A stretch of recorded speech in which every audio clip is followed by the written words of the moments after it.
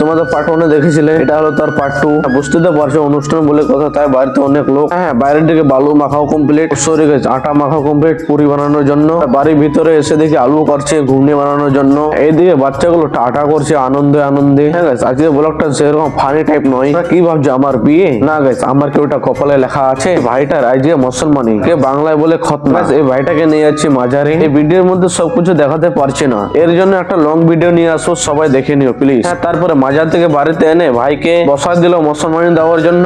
মুসলমানি দেওয়া হয়ে গেলে এদিকে সবাইকে ক্ষীর দিচ্ছিল। তার একটু পরে দেখি ওর মামা একটা টাকার মারা পরিয়ে দিল ওর ভাগনাকে। বাইরে প্যান্ডেলে এসে দেখি সব বাচ্চা কাচ্চা গুলো আর টেবিল লাগাতে শুরু করে দিয়েছে। হ্যাঁ গাইস, এই ছোট ব্লগে অনেক কিছু দেখাতে পারছি না, জন্য একটা বড় ব্লগ নিয়ে আসো, সবাই দেখে নিও। এদিকে টেবিল সাজাও কমপ্লিট।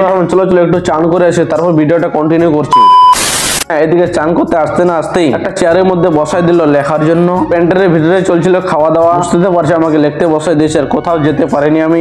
ব্লগটা অনেক বড় হয়ে গেল, একটা লং ভিডিও ছাড়বো এর জন্য। ওই লং ভিডিও তোমরা সবকিছু দেখতে পারবে, প্লিজ একটু সবাই দেখে নিও। আজকে ব্লগটা এখান থেকে শেষ করলাম, বাই বাই।